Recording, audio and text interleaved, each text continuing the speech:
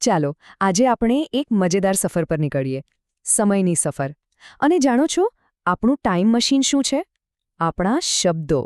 આપણે શીખીશું કે કેવી રીતે શબ્દો આપણને ભૂતકાળ, વર્તમાન અને ભવિષ્યમાં લઈ જઈ શકે છે. તો શું કહો છો? તૈયાર છો ને બધા? કારણ કે આ કોઈ બોરિંગ પાઠ નથી, પણ એક જબરદસ્ત એડવેન્ચર છે. આપણે ભાષાના ટાઈમ મશીનમાં બેસીને સમયને સમજવાની કોશિશ કરીશું. ઓકે, તો સૌથી પહેલાં સમયનો નકશો સમજી લઈએ. જુઓ, બહુ જ સિમ્પલ છે.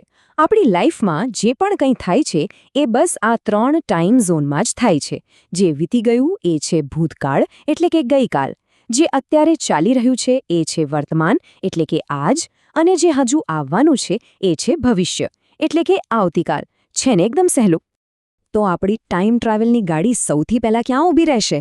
અરે બીજે ક્યાંય નહીં, આજમાં, એટલે કે વર્તમાન કાળમાં. ચાલો જોઈએ કે જે દરરોજ થાય છે એને શબ્દોમાં કઈ રીતે કહેવાય. તો સાદો વર્તમાન કાળ, એનો મતલબ શું? સિમ્પલ છે. એવી બધી જ ક્રિયાઓ જે આપણે રોજ કરીએ છીએ, જે આપણી આદત છે. જેમ કે રોજ સવારે બ્રશ કરવું, સ્કૂલે જવું, સાંજે રમવું, જે આપણી લાઈફનો પાક્કો હિસ્સો છે ને, બસ એ જ. ચાલો એક ઉદાહરણ જોઈએ. હું રોજ ક્રિકેટ રમું છું. આ વાક્ય શું કહે છે? એ જ કે ક્રિકેટ રમવું એ એક રેગ્યુલર કામ છે, એક આદત છે. બસ આ જ તો છે સાદો વર્તમાન કાળ. હવે આ બીજું ઉદાહરણ જુઓ. તેણી પત્ર લખે છે. આ પણ વર્તમાન કાળ જ છે. પણ અહીંયા એક નાનકડો ટ્વિસ્ટ છે, જે આપણે થોડી વાર પછી સમજીશું.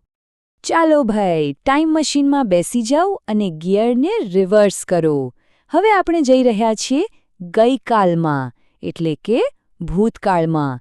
એવી વાતો જે હવે પૂરી થઈ ગઈ છે. તો સાદો ભૂતકાળ એટલે શું? એટલે કે એક્શન ફિનિશ્ડ, કામ પૂરું થઈ ગયું છે. જે પણ કંઈ થયું એ હવે હિસ્ટ્રી બની ગયું છે. પેલું ક્રિકેટવાળું વાક્ય યાદ છે? વર્તમાનમાં હતું હું રમું છું, પણ ભૂતકાળમાં એ કેવું થઈ જશે? જુઓ, મેં ગઈકાલે ક્રિકેટ રમી હતી. જોયું? રમું છુંનું બની ગયું રમી હતી. બસ આ નાનકડો ફેરફાર જ સમય બદલી નાખે છે. અને પેલા પત્રનું શું થયું? તેણીએ પત્ર લખ્યો હતો. અહીં લખે છેનું લખ્યો હતો થઈ ગયું. હવે અહીં એક મજેદાર વાત છે. અમુક શબ્દો નિયમ પ્રમાણે બદલાય છે, પણ અમુક શબ્દો તો સાવ અલગ જ રીતે બદલાઈ જાય છે. ભૂતકાળ જોઈ લીધો, વર્તમાન પણ. હવે શું બાકી રહ્યું? અરે ફ્યુચર! ચાલો ત્યારે ટાઈમ મશીનને ફ્યુચર ગિયરમાં નાખીએ અને જઈએ આવતીકાલમાં. જોઈએ કે જે હજુ થવાનું છે એના વિશે કેવી રીતે વાત કરવી. તો સાદો ભવિષ્યકાળ એટલે બધી જ આવતીકાલની વાતો. આપણી બધી જ પ્લાનિંગ, આપણા સપના કે કાલે હું આ કરીશ, એ બધું જ ભવિષ્યકાળ છે. અને કહું, ભવિષ્યકાળ તો બધામાં સૌથી સહેલો છે. એના માટે બસ એક જાદુઈ શબ્દ યાદ રાખવાનો છે, અને એ છે વિલ. બસ આટલું જ. જુઓ, વાક્ય છે, હું આવતીકાલે ક્રિકેટ રમીશ. હવે આને અંગ્રેજીમાં બનાવવું હોય તો બસ ક્રિયાપદની આગળ પેલો જાદુઈ શબ્દ વિલ મૂકી દો. I will play cricket tomorrow. છે ને એકદમ સહેલું? તો આપણી ટાઈમ ટ્રાવેલની સફર પૂરી થઈ.